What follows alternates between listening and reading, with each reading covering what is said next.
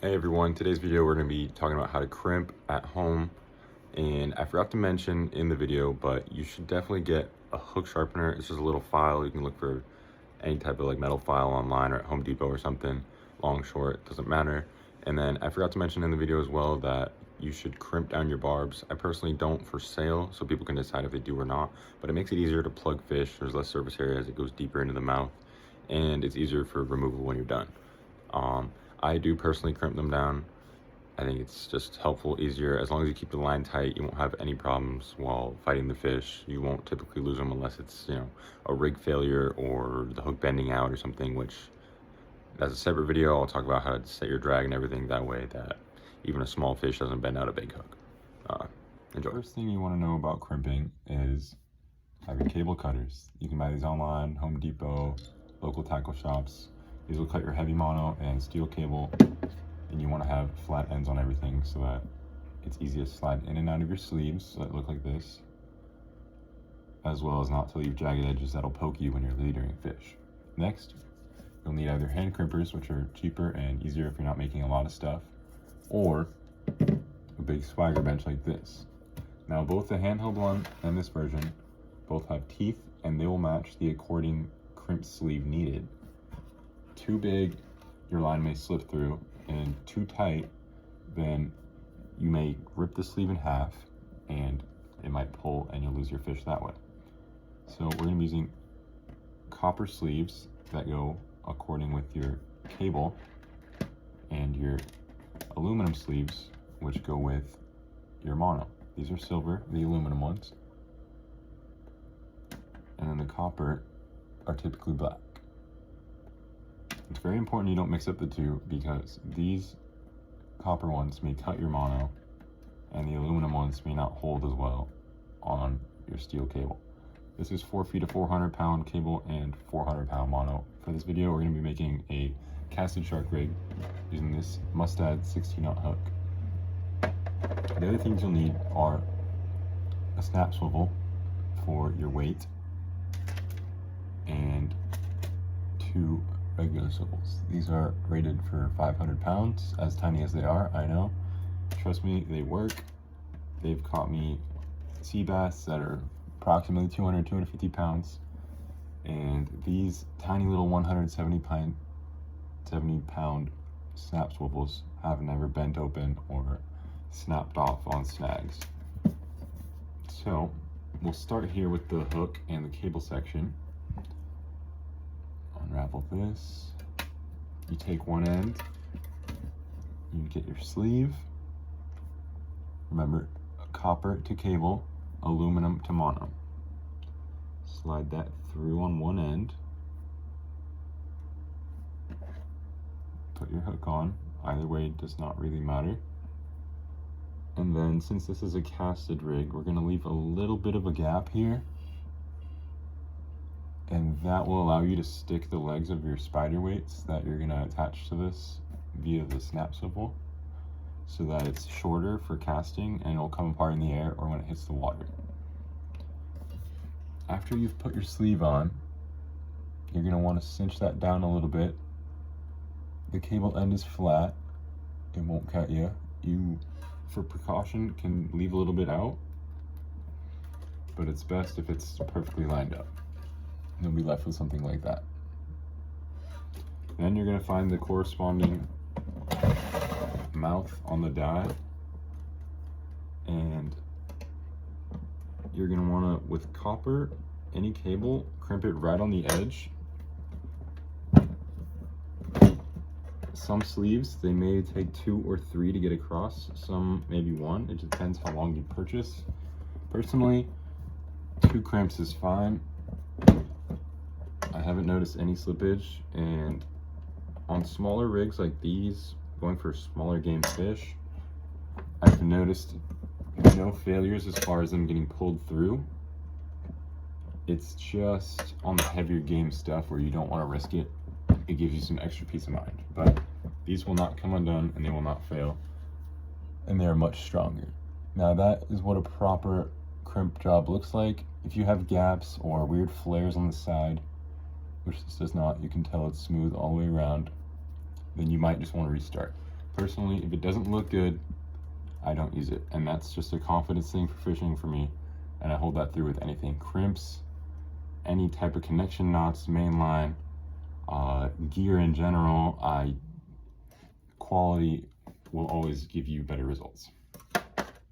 That said, you take the other end, take one of your swivels, take your other copper crimp sleeve, slide it on,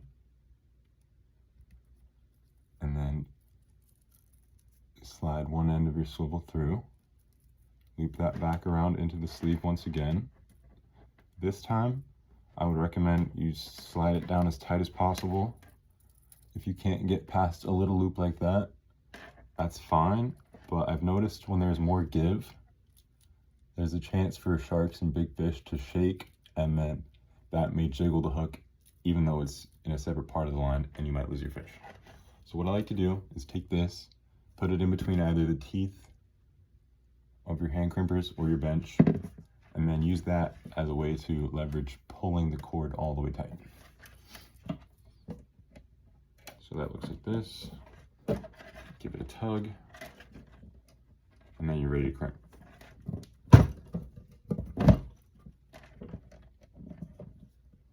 All the way to the edge.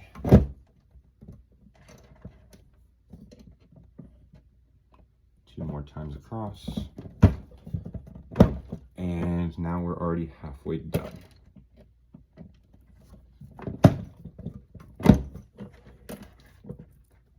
Once again, nice and clean all the way across, no blemishes. And we can set that aside for now. Moving on to the monofilament part. We have the most important part that you will always forget. Even I, still after making hundreds of rigs, forget this on occasion. You want to put on your snap swivel first. If you forget, you're going to have to cut your rig and restart because you don't have a spot to put your weight on. So you can set it and forget it.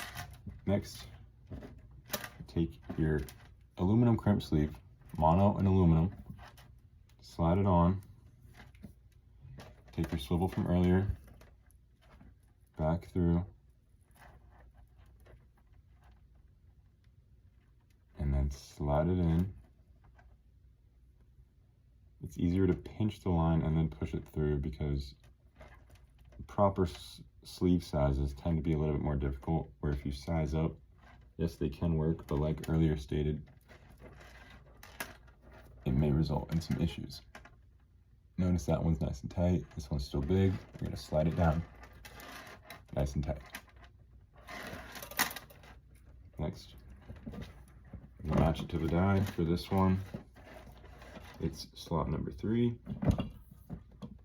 Different mono, different cable sleeves will have different sizes, even if they're the same pound. So you just want to be aware of that. And with these aluminum sleeves, you don't want to go all the way to the end, quite like the cable.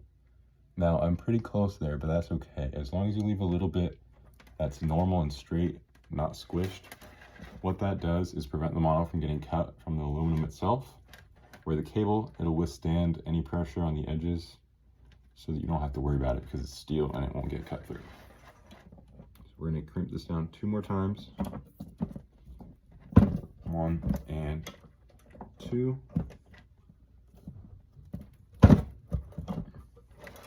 And I left a little bit of a larger gap on this side. As you can see, that's a bit more normal of what I would leave, but it's fine on either end.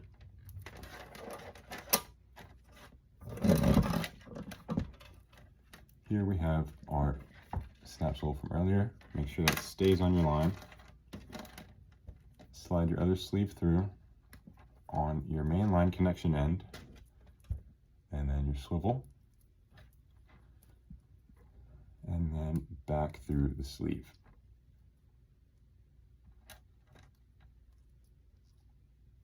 If I can just slide that puppy in there. All right. And then what I like to do if I'm going to be either droning or some type of other payload release system like the AquaCat, a little RC boat, I'll leave a little gap so you can stick it in there and you don't need a separate piece of line or mono tied on, anything get tangled up and messed up and potentially lose your rig or mess up your deployment system. If you're just casting, you can slide it all the way tight, that'll be fine. For the purposes of this video, I'm gonna leave a gap like that. Make sure your swivel's on there and not a snap swivel.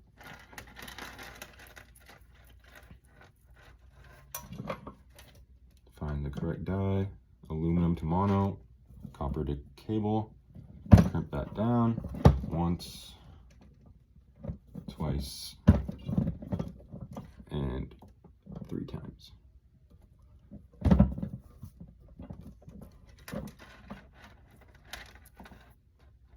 Nice and clean, perfectly across, no tag in that'll stick you. That's exactly what you want.